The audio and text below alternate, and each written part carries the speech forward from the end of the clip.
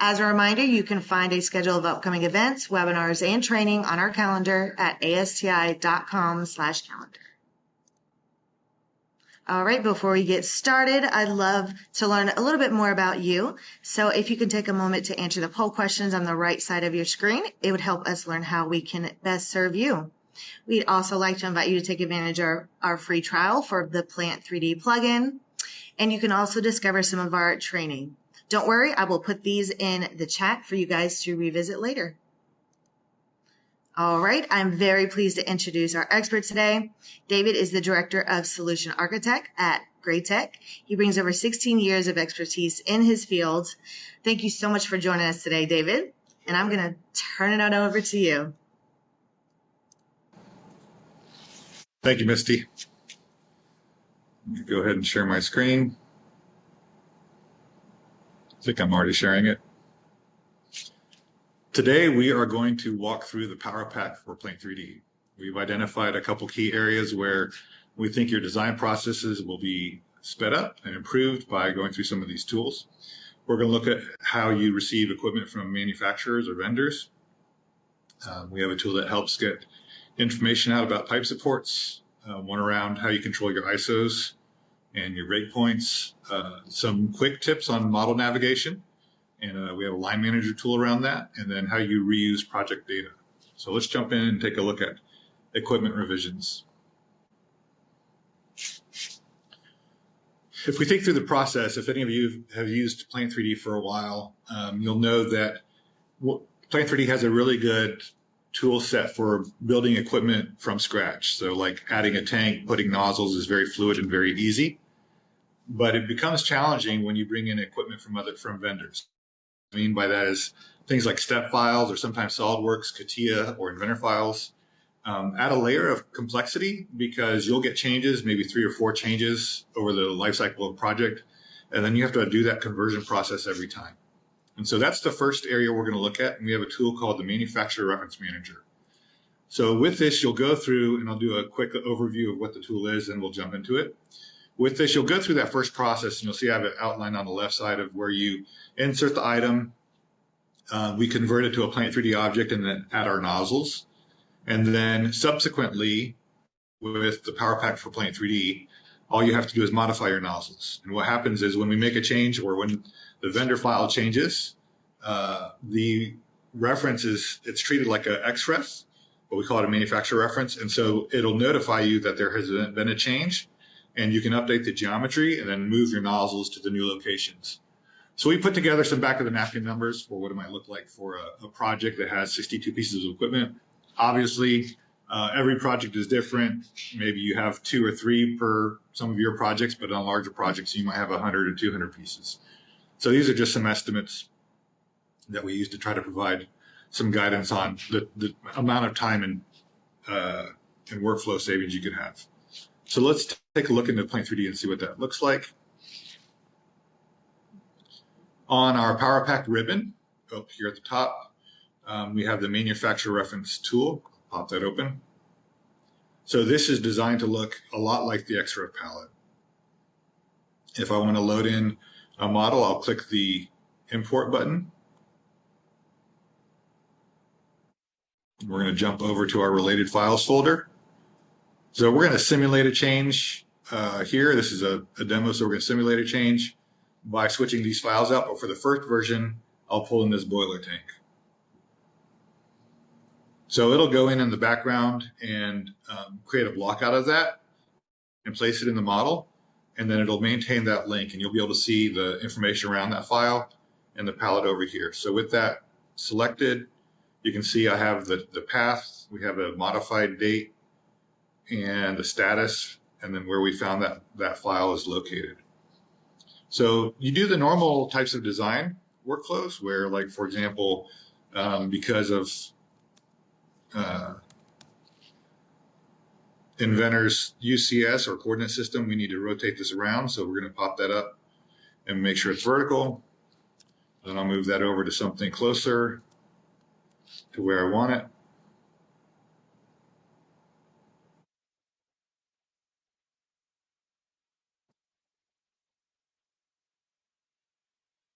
And now we go through the conversion process. So this step here is just like it would be if you're using our tool or not.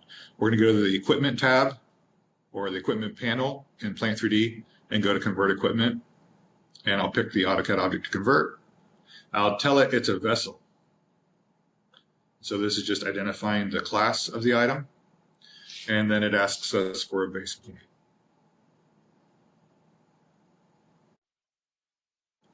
And tagging it is pretty straightforward. Like most of you longtime users are aware, if you expand the existing palette, existing vessel dropdown, you can see what the current tags are in the project. I'll click Assign and click OK. So that gives us our tank. It's imported.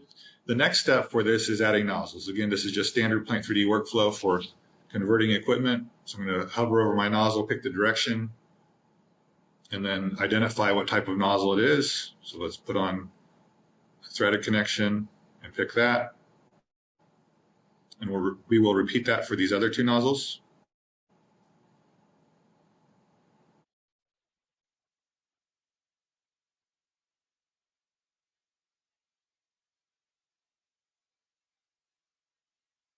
And let's jump, this one will be a 2-inch as well, threaded. And then just for a little bit more prep so you see what this looks like, let's go ahead and route a line off the top.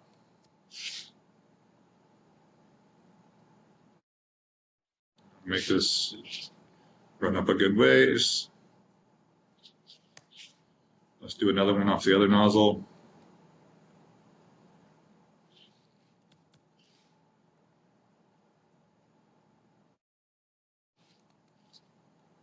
If you're a new user to Plant 3D, don't forget you can change the planes that you're routing in by hitting Control and right click.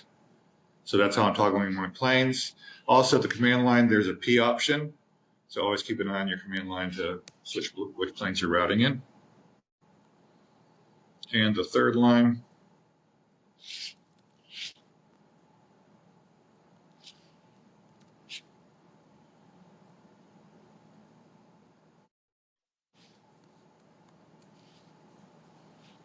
So that's the model, rudimentary model we have in there with our piece of equipment. It's time to go through and simulate getting a change from the vendor. So let's pop open that Windows Explorer folder where we were. And so my downloads folder.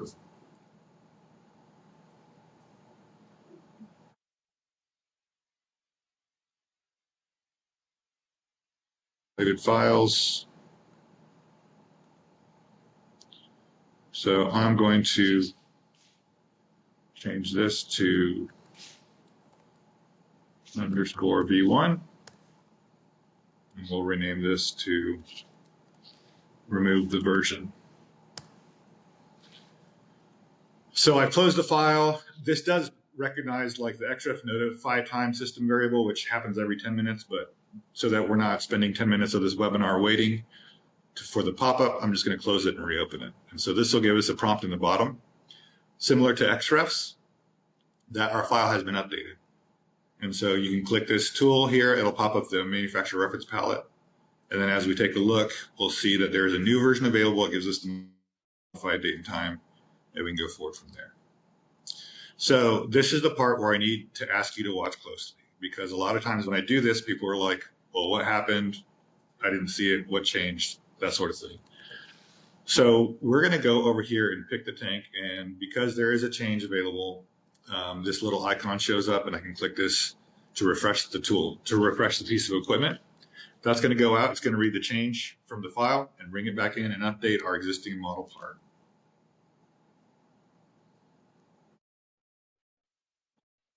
So it's going to think for a little bit while it does that. And let's take a look, because you'll see when what it's doing is it's changing the underlying geometry. So sometimes we have to switch to like a 2D wireframe view to see where it was impacted. So what you would notice is that the nozzle now has been extended through the piping. And so there's a shift. We need to change the nozzle position. So let's take a look and see how that will go. So similar to what we would do for any other situation, if we click on the equipment, we see the nozzle position. You go to edit the nozzle, change location, hit change again, and we can pick the new position and drag it up and then hit close. And so now notice that our piping actually adjusted for us to the new nozzle position as we made the change. And so now our equipment is fully up to date. And instead of having to go through and do a bunch of retagging and renumbering, we're able to bring it in directly. So this saves a lot of time. Obviously, if it's 1 to 3 nozzles, it may not save as much time, but there are some vessels that we work with, that customers work with, where it might be 20 nozzles or 100 nozzles even for a tower. And so things like this can really be a big time savings as you go through to do your design process. Let's jump over now and take a look at model navigation. So there's a few things we're going to look at as we do this tool. One is just getting around and finding line groups faster. So it can be a hassle kind of sometimes using the data manager. So I'll show a couple out-of-the-box workflows around how you select line groups, and then we'll jump into the line manager and see the improvement. We also have some visualization tools. And so on the left side, you see that we can visualize the model based on the size. We also can show a status color or by the spec, and that helps us do some validation to make sure that we're doing the right types of things in our design process. So let's take a look at the line manager palette.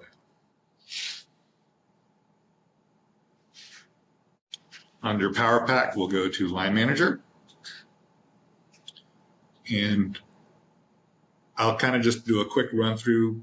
A lot of times when we select lines or parts within lines, we're coming to right click.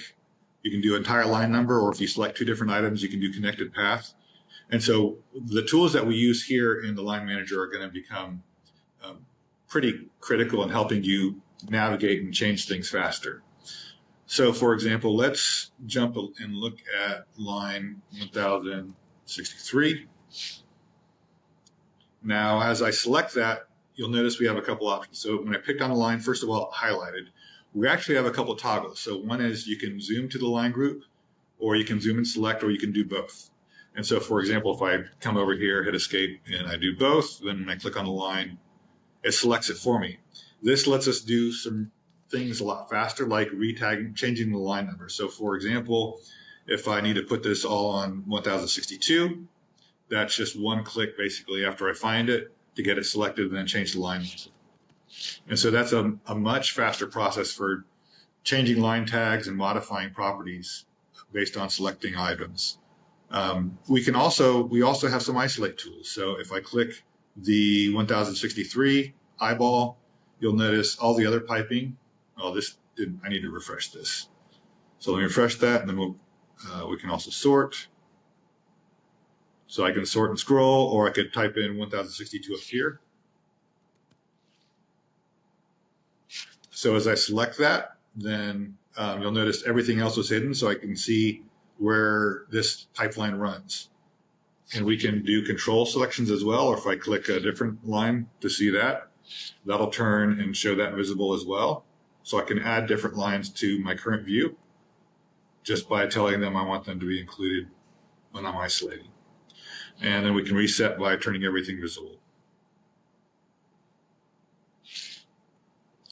Let's take a look at some of the other visibility tools. So we also have the ability to change our color schemes. If I take a look at color schemes, these are defined in our project setup. One of the downsides of the way that they're implemented in Plant 3D out of the box is that if I want to set a color scheme, it will apply to the project. So it becomes a little bit difficult to use these in a day-to-day basis as we're doing design. So in this scenario, I set up the default color scheme is already here. Color by size is what comes out of the box. We also have one for a sheet number, which we'll cover in a little bit, color by service, color by status, and color by spec. So all these are defined in my project setup, and our line manager tool is reading those settings and enabling us to do a new cool thing as we're navigating our model. And so, for example, I can go here, I can do color by service, and then I can turn this on. And you'll see that, and I've added my service to my tooltips. So for example, now you can see this is CWS, and this is a process service. And we can also do color by status. So this is, most of the things are new except for this line, which is going to be demolition. You'll see the status at the bottom there. And looks like we have a couple lines marked as existing in yellow as well. And so green is the new. So very quickly, I could have a designer review the status properties to make sure that they're appropriate, so that when drawings go out, we're trying to make sure our reports are correct. Like when we generate bill of material reports to the report creator, weird odds and ends or existing items aren't showing up where they don't need to show up. So it becomes a very powerful tool to help you validate your model, to validate your design that it's correct as it's going out the door. Just as a quick side note, in case you aren't sure how to show things on your tooltips, this is an AutoCAD tooltip. If you hit CUI, go to the CUI, there's a rollover tooltips, and all your custom objects that AutoCAD knows about are located in the left panel. On the right panel, well, I guess kind of middle. So if I go down to pipe, you can see all of our properties from AutoCAD. You can see Plant 3D properties, and you can see things like the status, sheet number, and service that I added. So I did that for pipe and pipe inline asset. Obviously, we have other properties for equipment that you could do as well. So it's a really nice, easy way to customize the tooltips as a user so that I can see the things that I care about. All right, back to the regularly scheduled program. So that is our navigation. We can do finds, searches, and it's wildcard. So if I want to find everything that starts with a 10, it'll be there. Or if I want to do everything that starts with 106, I can just type in that number and it shows us what's there. All right, let's take a look now let's go to ISO repeatability. So this idea of ISO repeatability is critical for a lot of companies who are creating isometrics and want to control where their sheet splits. The hard thing is tied to our last topic of visibility and navigation, is that it's hard to tell where your sheets are going to split, and it's not always clear. Like looking for those little red stop signs or the little red split points becomes pretty tedious. And so we wanted to make a more flexible way to assign sheet numbers so that we can see where the change is happening and at a glance see what the sheet splitting is going to look like. And we also want it to be run like this every time when we run our ISOs. So in this tool, I went ahead, ended up combining this line 1062. I want to go ahead and do color by sheet number. And you'll see that I have one line has any sheet numbers assigned. So this is sheet number 1. The yellow part is sheet number 2. My tooltip will pop up. I got the connector.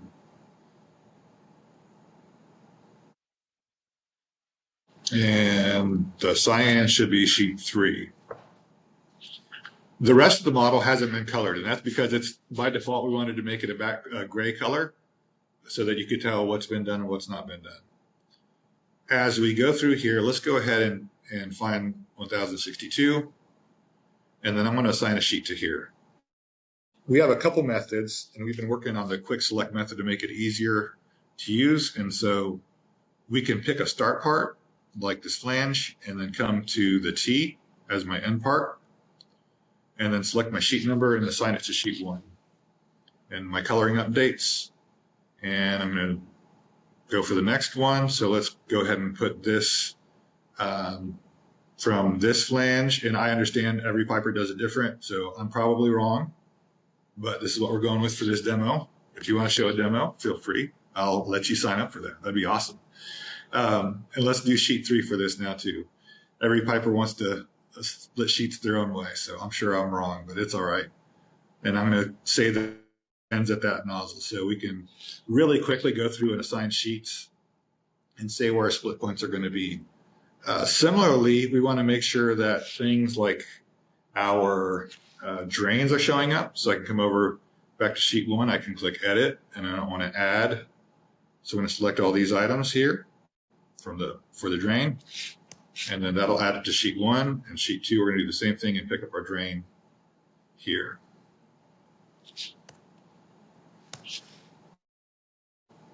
And then we can run an ISO. So with all these selected, I'm going to go ahead. Let's take a look at the configuration options first. What we have are a couple options for how we split up the sheets, and we're working on making it more intelligent so you could break up the sheets for a whole model in one shot. And so what that's going to do when we finalize some of that is we'll be able to say, I want a maximum of 30 bill of material items, or I want to control it based on the size. And you could input like a size here, a width, and a height, similar to the ISO configuration settings, except what it's going to do here is it's going to actually create the splits in your models. And then it'll assign the sheet numbers, and so that every time you run those ISOs, it's going to create the same thing for you every time. And so that's getting some tweaks right now, and then we'll be releasing that shortly. So for here now, what I've done is we can use any property we want from our line group. And so what I'm picking here is I can pick my number, put a dash after it, and the sheet number should follow. And then once that's set up, I'll just select my sheets that I want to run ISOs for, click the sheet, generate, and it's going to do some thinking. And I went ahead and created a custom style just to optimize our ISOs a little bit. So it'll do that process and think and run. While that's thinking, let's take a look at supports. So it'll generate the ISO for us. And this is another side problem. We're going to pivot a little bit to the supports topic around communicating what's in your bill of material. So a lot of times when we're doing supports currently in Plant 3D, we're finding that a lot of the fabricators are having to go to Navisworks, or if they're estimating the construction effort, fabrication effort, they're going to products like Navisworks to kind of do a takeoff of the distances that they need for rod and other parts of the support. So what we'd like to do is help customers deliver something that's a little more user-friendly in terms of they can have the full report with all the dimensions without having to go through and kind of fake it through Navisworks. And so the idea is we're creating a spreadsheet that shows them what the dimensions mean and where they're located, and then extracting values from the model to populate that spreadsheet. In addition, we're pulling in other properties that are commonly used, like the short description, the family long description, support detail, and tag, so that if you're using any of those properties, those are all included in the takeoff process. And before I show that, let's go ahead and pop open our ISO and see what that looks like. So I have 3 ISOs. Here's sheet 1. And we have our continuation from sheet 2 and just sheet 3. And let's pop open the other 2. And let's pop open sheet 3. So very fluid, very easy way to control the sheets. The sheet numbers are stored in the model, so it'll be run the same way every single time. And then a designer has control. If they added something, it'll show up in gray in the model. So it'll be very clear what hasn't been assigned a sheet yet. So back to the supports topic. Out of the box, when you go to select a support, you're customizing the dimensions here. And so here's a preview of the support. And you have all the Python parameters that you use to make that support in the model. And those properties are not available in the database, in the report, or through report creators. So we had to do some extra things to bring those out and extract those. And so that's why we created an Excel export. So this Excel export support does a couple things. One is it pulls out all the data, but then it also goes through and matches up the information from the script that you use. So we can pull the dimensions and the thumbnail and show all that in one shot instead of having to have people jump back and forth. And so if you've gone through the effort, and this is usually something people do in phase 2 of adopting Plant 3D, they might standardize their support library so that they can get some more efficiency out of the product. But once you've done that, if you're populating your support details, then you can create a report like this. So each of the tabs here, it's not meaningful to designers because it's a Python script name, but what is meaningful is the columns. So if I scroll over here, I can see we have the thumbnail in this column W, and we also have the guide for dimensions. And then in each of the columns previous to that, up to column H, are the parameters that were used in the model. So these are the model parameters. So if you want to get fancy with Excel and kind of build out what that means and put it in feet and inches, you can do that. But here's the raw data. You can take it and give people quantity takeoff. So the idea was For example, if maybe you have a support detail property that's populated with like PS1 or PS2 or RB3, then you could use the subtotaling tools in Excel, and that's your takeoff, and it's all done, and you have dimensions and lengths that you need for your estimates. Let's jump over to, we're wrapping up. My goal is to talk for 30 minutes and then talk to other people who are online who have questions. But let's wrap up by, there's a couple last topics to work through. So one is project reuse. And the idea is we get a lot of efficiency as designers by copying from other projects, making a few changes, and then moving on. And we're looking really hard at this problem, and we will be continuing to build out some new functionality around that. But the first part of this is there's two things that we have right now that are ready to go. So the first is the copy drawing browser. And what this lets you do is this lets you copy P&Ds, models, orthos, and isometrics from one project to another. Now, this is special because I think other than our tool, there's no way to copy isometrics between projects. So our tool will let you do that. So it'll let you take all the design files and then copy them to a different project. The second tool is the tag wizard. So this is the way that we really unlock some efficiency in terms of retagging things. So after you've done the copying to a new project, most of the time the tag format is different, and there's different tag values, or maybe a customer is using a different abbreviation. So all of that review and refining of the tags ends up being pretty cumbersome. And so we've designed a workflow that will let you go through and modify those tags, see where you're at. You can shut it down for the day and come back and fix it the next day without losing your progress. So that's one of the advantages of the tag wizard that I'll jump into now. So looking at this, let me go ahead and copy some drawings from this is a sample project, comes with the program, so you guys should be pretty familiar with this. The nice thing is our tag wizard works across P&Ds or 3D models. So it doesn't matter which you use. Some people are just doing P&Ds, and some people are just doing models. So we will accommodate both. And as I bring up the tag wizard, you pick which drawings you're going to work on. So for example, if I'm just working on P&Ds, I'll click OK. And it'll load up all of our P&Ds. So let's take a look at the equipment. And notice everything is red, in a painful red that we need to fix. So for this customer, let's pretend that instead of having P, they wanted to have their pump abbreviation start with PMP.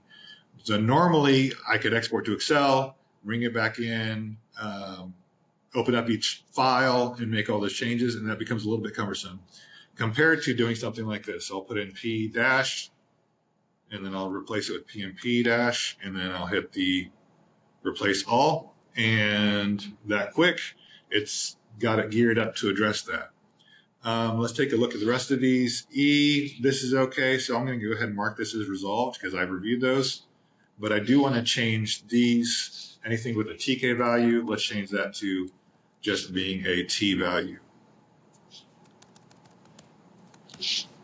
So again, quick replace, and that pops it in.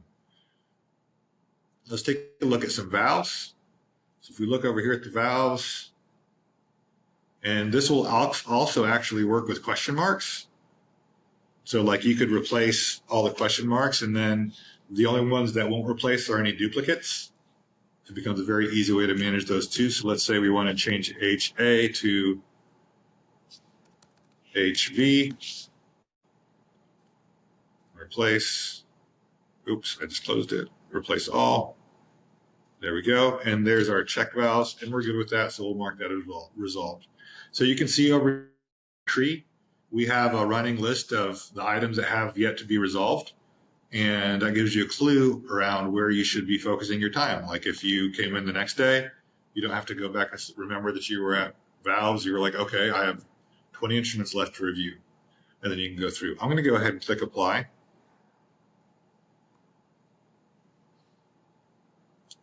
And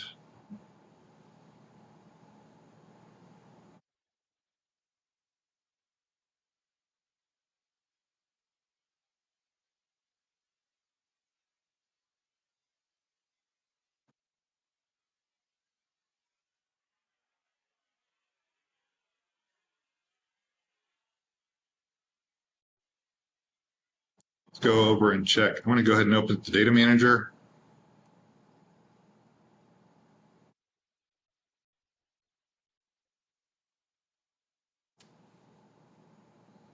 And take a look at my equipment. Okay, that did not get updated. I was waiting for a dialog to pop up and I didn't see it, so I didn't think it would be updated. Let's pull the tag wizard back up.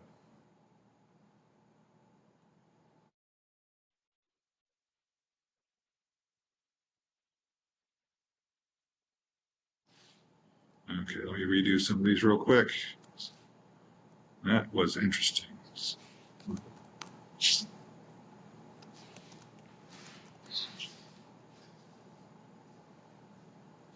And hit apply. And just goes to show you, demos are kind of a wild card. I literally did this an hour ago. Did not get this.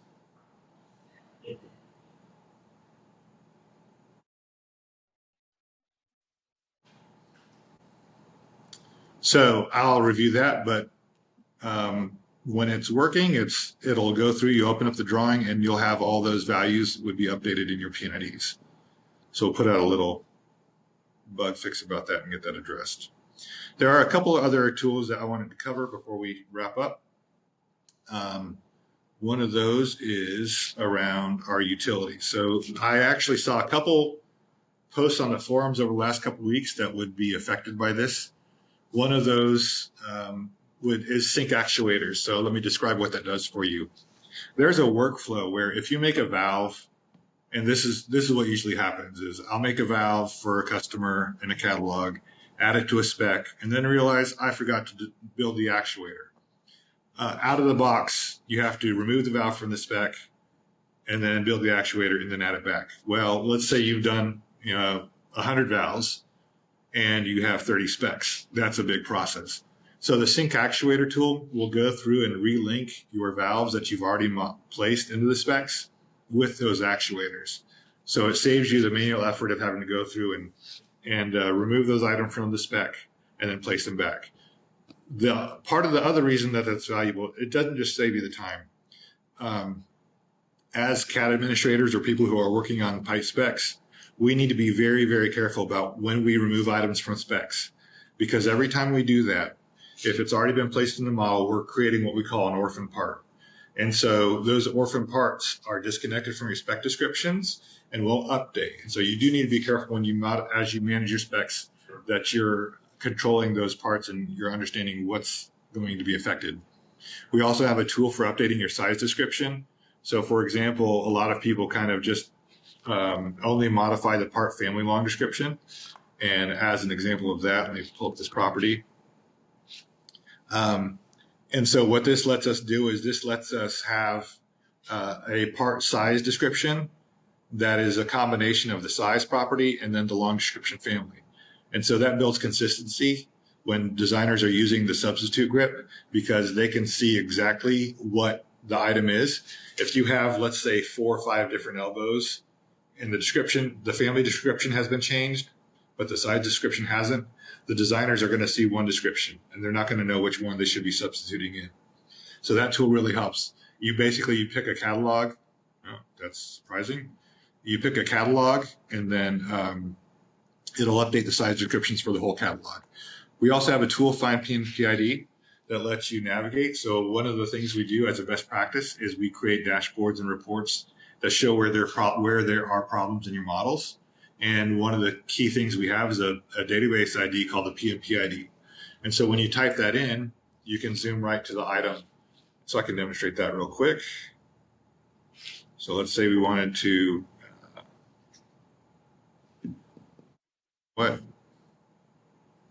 I don't have that number available right now, so let's see. I don't have the PN. No, it'd be in the data manager. But that's where this tool just prompts you for a PNPID. You just type in the number and it'll zoom right to it, and you can find it immediately and troubleshoot that part. So that's a wrap up of our utilities. We've looked at equipment revisions for how you can improve your workflow with vendor models. We've looked at using the line manager to find line groups, select them, change line numbers, also visualizing changes in properties like the status or the service. We looked at ISO repeatability by assigning sheet numbers and then running those ISOs based on the sheets. We looked at the pipes. We looked at the wizard to retag items in batch, and we also covered some of the utilities. Misty, do we have any questions? Awesome. Fantastic. Let me take a look here. I think I did see one. Daniel said, can the line manager look across all the projects or only per drawing? Right now it's per drawing, but on the roadmap is to make it look at the whole project. All right. All right. That's the only question right now. So if you guys have any other questions, you can go ahead and throw them in the chat. I do want to put something on the screen for you at the beginning. If you're interested in doing a trial for our Plant 3D plugin, you can click that link right there on the screen. I also put these in the chat box for those who are watching on demand.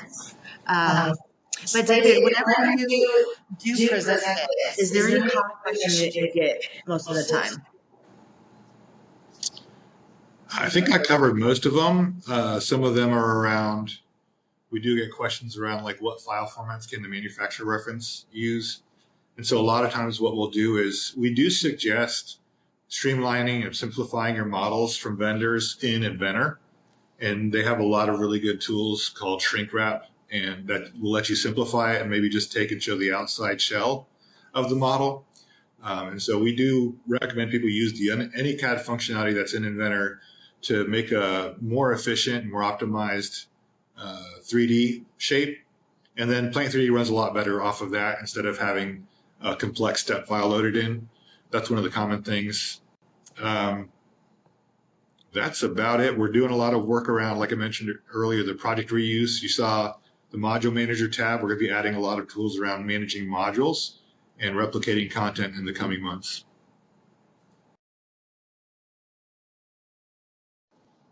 Awesome. Thank you for that wrapping up. And Carol, by the way, this is the first time it's ever been done. Me and David are actually in the same room doing a webinar. So I think that's why you heard that echo there. But for those watching on demand and anybody who, after the webinar, you're like, you know what, I really wish I would have asked this question, or you don't receive the recording. Either way, you can reach out at webinars@graitec.com and myself at misty.scott@graitec.com. So we'd be happy to get you connected with the right person, the right answers. So absolutely feel free to reach out to us. But I do want to thank you all for joining us today. I hope it was meaningful and impactful for you and your businesses. And David, thank you so much for joining us as well. All right. Thank you all. Have a wonderful rest of the day.